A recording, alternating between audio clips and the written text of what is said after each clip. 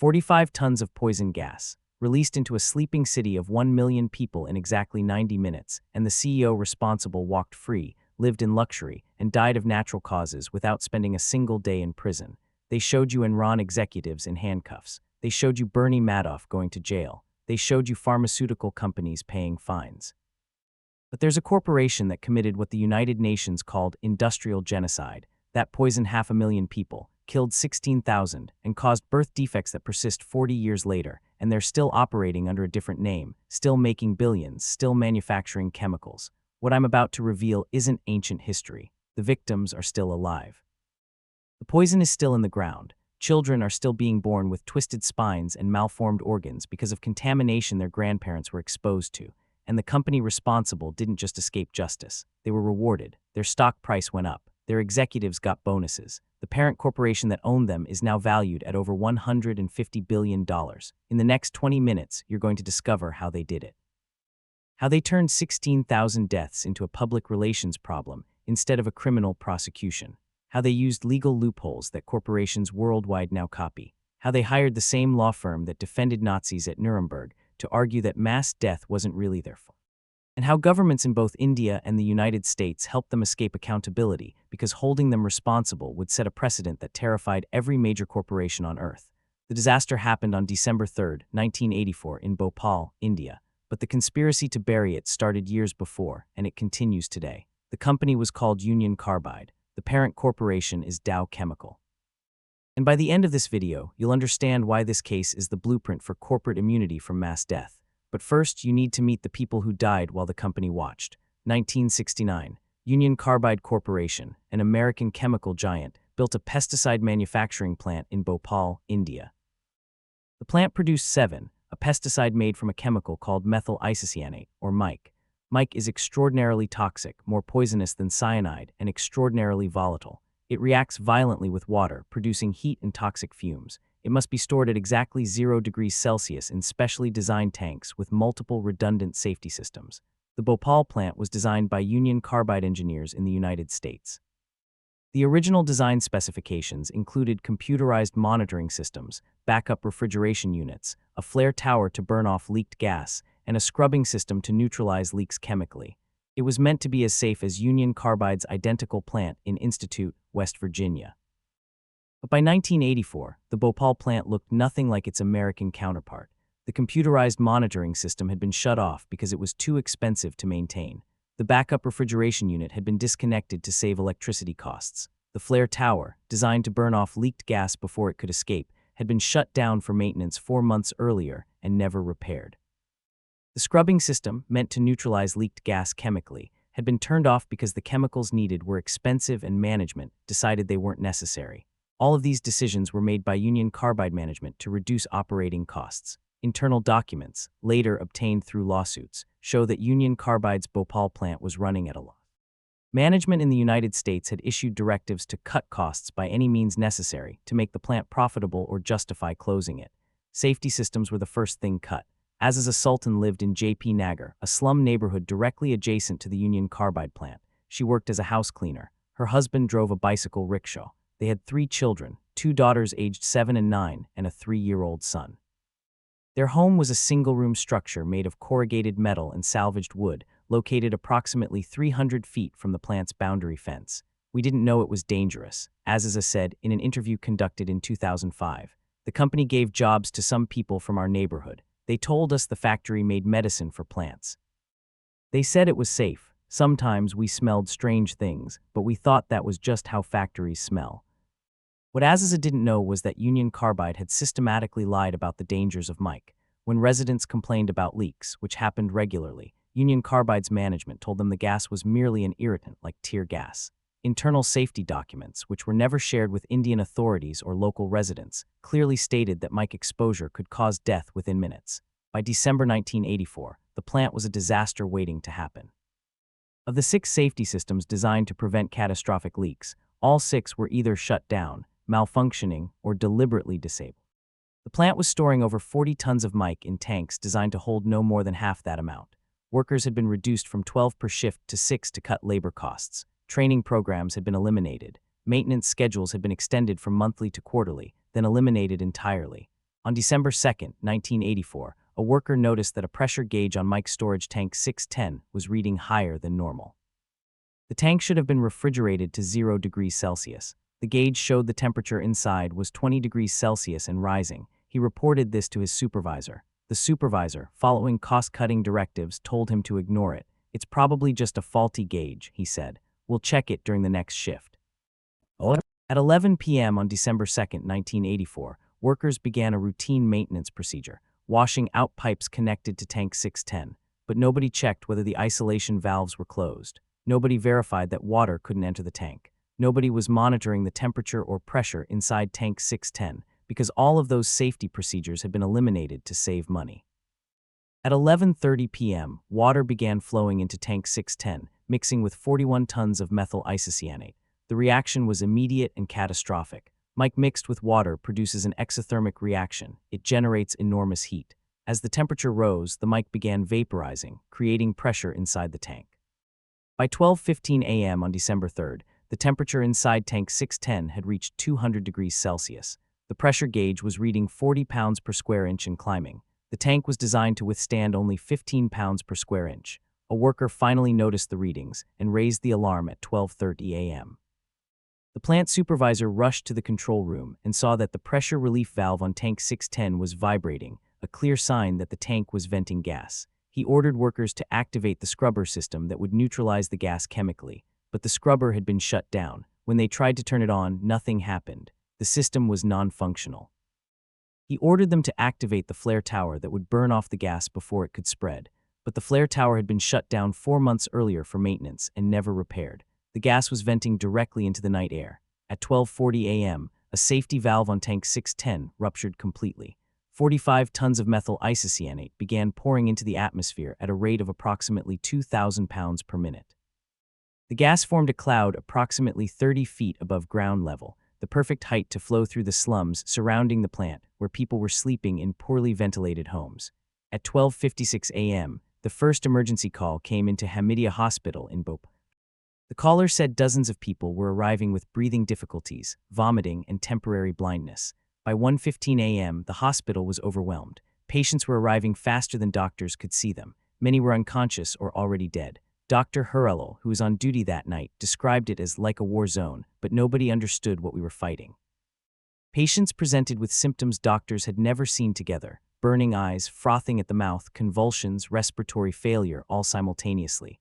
"I tried everything I knew," Dr. Hurrell recalled. "Nothing worked. They just kept dying, one after another. Children, elderly, pregnant women. I watched a mother die holding her infant, and then the infant died minutes later. I had no idea what I was treating." Because Union Carbide had never provided information about mic toxicity to local hospitals, the company had classified that information as proprietary. In J.P. Nagar, Aziza Sultan woke to her husband choking. "He was making sounds like an animal," she said. "His eyes were streaming water. He couldn't breathe. I tried to help him, but then I started choking too. My eyes felt like they were on fire. I couldn't see. I heard my children coughing in the dark. I grabbed them and tried to run outside." Outside was worse. The gas was heavier than air, flowing through streets like an invisible flood. People who ran outside collapsed within seconds. Aziza, blinded and choking, stumbled through streets filled with people doing exactly the same thing, fleeing in random directions, unable to see, lungs burning, desperate for air that wasn't poisoned. "I fell over bodies," Aziza recalled. "I couldn't tell if they were alive or dead. I heard children crying but couldn't find them in the dark. I lost my son's hand. I screamed his name but couldn't hear my own voice over everyone else screaming. Then I don't remember anything else." I woke up in a hospital 2 days later. Aziza survived. Her husband died in the street. Her 9-year-old daughter died in the hospital. Her 3-year-old son was never found. To this day, she doesn't know if he died in the gas or was lost in the chaos. The gas cloud spread over 25 square miles. It affected 558,000 people. Estimates vary, but approximately 3,800 people died in the first 3 hours. By the end of the first week, the death toll exceeded 8,000. The Indian government's official count, compiled over the following decades as victims died from long-term complications, reached 16,000 deaths by 2003. And Union Carbide's CEO, Warren Anderson, knew within hours exactly what had happened and why. Stop and picture this. You're a CEO of a major corporation. You wake up to news that your plant just killed thousands of people because safety systems you approved cutting to save money all failed simultaneously. You know, because your own internal documents prove it, that this disaster was entirely preventable. You know you're criminally liable. What do? If you're Warren Anderson, you don't rush to help victims. You don't immediately authorize medical aid. You don't provide information about the chemical to hospitals desperately trying to treat patients. You call your lawyers. And those lawyers tell you something that changes everything. If you can get out of India fast enough, American law might protect you from extradition. Within 48 hours of the disaster, Warren Anderson flew to India in what was reported as a humanitarian mission to assess the damage. What actually happened was very different. And what he did in those 48 hours became the blueprint every corporation now follows when facing criminal liability for mass casualties. But before I reveal how he escaped, you need to understand what Union Carbide knew before the disaster. Because this wasn't an accident.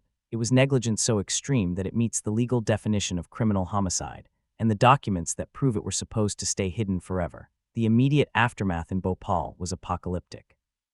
With hospitals overwhelmed and no clear information about the gas, medical treatment was essentially guesswork. Doctors administered whatever seemed helpful: oxygen, steroids, antibiotics. Most treatments did nothing because nobody understood mic toxicity. Union Carbide could have helped. The company had detailed medical protocols for mic exposure at their West Virginia plant. They had antidotes. They had treatment guidelines. They had toxicology data from decades of research. But Union Carbide refused to share this information, claiming it was proprietary trade secrets. People died who could have been saved because Union Carbide chose to protect patents over human lives. The Indian government sent urgent requests for medical information about mic. Union Carbide's response, sent 4 days after the disaster, claimed that mic breaks down into harmless compounds when released and that no specific treatment is necessary beyond general supportive care. Both statements were lies. Internal Union Carbide documents, obtained years later through litigation, showed that the company knew mic caused permanent lung damage, neurological damage, and reproductive system damage requiring specific medical interventions. They lied because telling the truth would establish that they knew how dangerous the chemical was, which would prove they were negligent in allowing safety systems to be disabled. The long-term health effects were catastrophic. Survivors suffered from what became known as Bhopal syndrome: chronic respiratory problems, neurological damage, immune system disorders, and psychiatric trauma. Pregnancy outcomes among exposed women were devastating. Miscarriage rates jumped to 57%. Among pregnancies that survived, birth defect rates were 24%, 12 times the expected baseline. Champa Devi Shukla was pregnant when the gas hit. She survived, but her daughter, born 4 months later, was born with severe cerebral palsy and twisted limbs. The doctors told me it was because of the gas, Champa said, but Union Carbide said the gas was harmless. They called us liars. They said our children were born this way because we're poor, because we're malnourished, because of anything except their poison. Champa's daughter died at age 5. Champa herself developed chronic obstructive pulmonary disease and requires oxygen to breathe.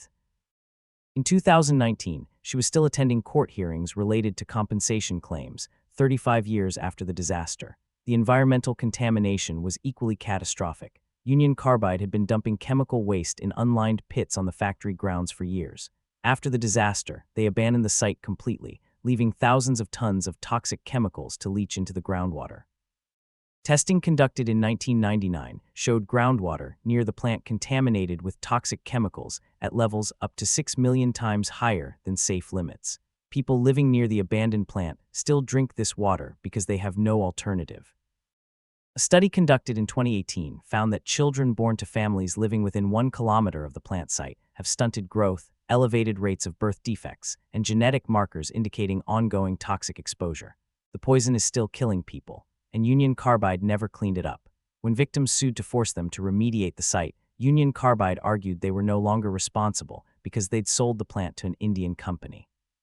The Indian company argued they'd only purchased the operational assets, not the liabilities. The legal battle continues to this day. Meanwhile, in 2023, researchers took soil samples from the abandoned Union Carbide site. The contamination levels are virtually unchanged from 1984. The site remains a toxic wasteland, unfenced, accessible to children, leaching poison into the groundwater of 500,000 people. Union Carbide's response when confronted with this evidence: "We're no longer involved with that facility. This is not our responsibility." Warren Anderson's trip to India lasted exactly 7 hours. He arrived in Bhopal on December 7, 1984, was immediately arrested by Indian police, and was charged with culpable homicide. But within hours, he was released on bail set at just $25,000 for a man whose company was worth $10 billion and was allowed to leave the country on a private plane. Why? Because the United States government intervened. Documents declassified decades later show that the U.S. State Department put enormous pressure on the Indian government to release Anderson, threatening trade sanctions if he was detained. The Indian government, dependent on U.S. trade and aid, complied. Anderson flew back to the United States and never returned to India. When Indian courts issued an arrest warrant in 1992, the U.S. government refused to extradite him, claiming the extradition treaty didn't cover his alleged crimes.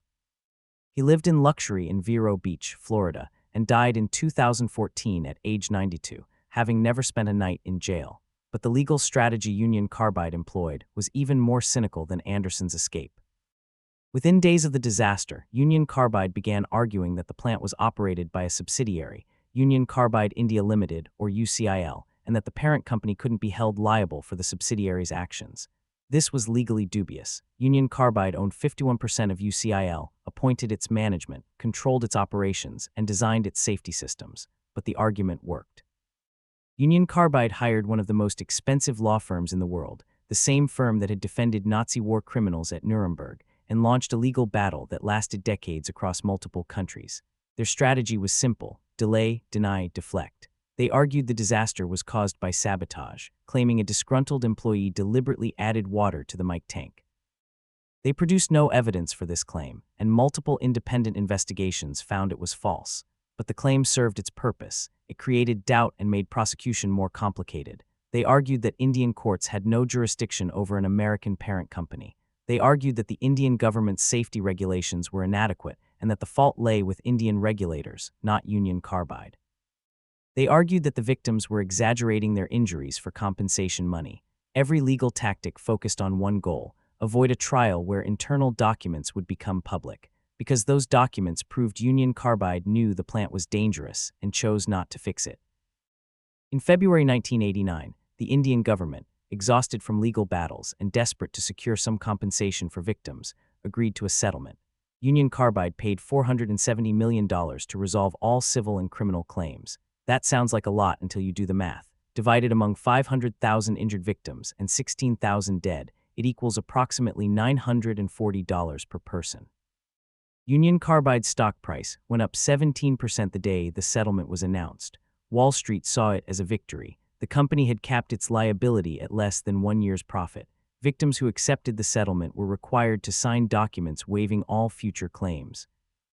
Many signed because they were desperate for any money at all, but the settlement specifically excluded long-term health monitoring, environmental cleanup, or compensation for birth defects in children born after the disaster.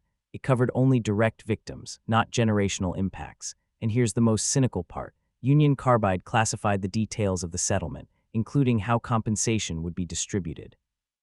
Victims spent years fighting just to understand how much money they were entitled to. Many died before receiving a single rupee. In 1994, Union Carbide sold its shares in UCIL and officially severed ties with India. In 2001, Dow Chemical purchased Union Carbide for $11.6 billion. Dow immediately announced they would not assume any liabilities from the Bhopal disaster, claiming those belonged to the old Union Carbide, which no longer existed as a separate entity. The legal fiction was complete. The people who made the decisions that killed 16,000 people escaped accountability by hiding behind corporate structures specifically designed to evade liability. April 20, 2010, Gulf of Mexico. The Deepwater Horizon oil rig, operated by BP, exploded due to failed safety systems that BP had repeatedly refused to fix because repairs would delay production. 11 workers died. The explosion caused the largest marine oil spill in history. BP's response mirrored Union Carbide's: initially deny the scope, fight liability through subsidiary structures, settle to avoid trial. BP paid $20 billion in settlements but structured the payments to occur over 18 years, meaning the net present value was much lower. More importantly, no BP executive was convicted of manslaughter despite overwhelming evidence of criminal negligence. The pattern: corporations get fines, executives walk free. November 20, 2010, Pike River, New Zealand. A coal mine operated by Pike River Coal Limited exploded, killing 29 miners. Investigations found the company had systematically violated safety regulations, ignored methane warnings, and disabled safety systems to maintain production. The company went bankrupt before criminal trials could conclude.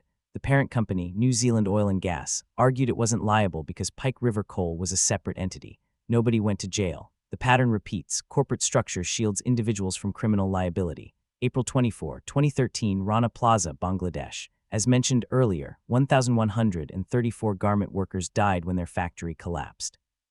The building housed factories for Walmart, The Children's Place, and other Western brands. Those brands immediately claimed they weren't responsible because they only had contracts with the factory owners, not with the building owner. It took years of international pressure to establish the Rana Plaza arrangement that compensated victims. The total fund was $30 million, or approximately $26,000 per death.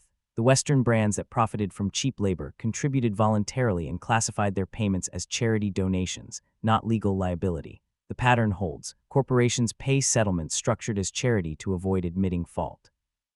November 5, 2015, Mariana, Brazil. The Fundão tailings dam collapsed, releasing 62 million cubic meters of toxic mining waste. 19 people died. The dam was operated by Samarco, jointly owned by Vale and BHP. Both parent companies immediately argued Samarco was a separate legal entity and they weren't liable. After years of litigation, they paid approximately $7 billion in fines and compensation, which sounds substantial until you realize BHP's annual profit is approximately $6 billion and Vale's is approximately $5 billion. The settlement equaled less than 1 year's profit, split between two companies. No executives faced criminal charges. The pattern continues. Even multi-billion-dollar settlements don't threaten corporate viability or result in criminal accountability. And here's the truly terrifying pattern. Each of these disasters was predicted by internal safety reports. Each company had been warned by engineers that catastrophe was inevitable. Each company performed cost-benefit analysis, showing that potential settlements were cheaper than fixing safety systems. Each company made the rational economic decision to accept casualties rather than reduce profits. They're still making that calculation today. Understand what Union Carbide revealed. Corporations can kill thousands of people and escape meaningful accountability by exploiting 3 legal strategies. First, the corporate veil. Structure your company so parent corporations aren't liable for subsidiary actions. Second, forum shopping. Fight about jurisdiction until victims run out of money for lawyers. Third, strategic bankruptcy. Dissolve or sell the liable subsidiary before judgments can be enforced. This isn't theory, it's the playbook. After Union Carbide successfully used these tactics, every major corporation restructured to implement the same protections.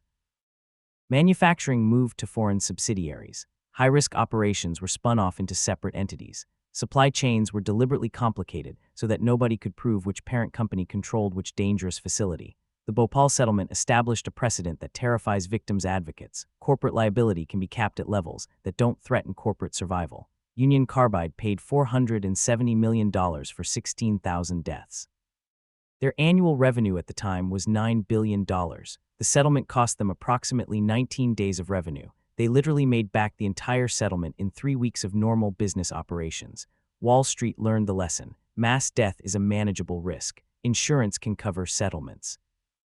Legal teams can delay for decades. Victims in poor countries can be offered pennies on the dollar. And most importantly, corporate executives will never face criminal prosecution because the corporate structure insulates them from personal liability. Warren Anderson died a free man. Not a single Union Carbide executive spent a day in jail for Bhopal. Not one.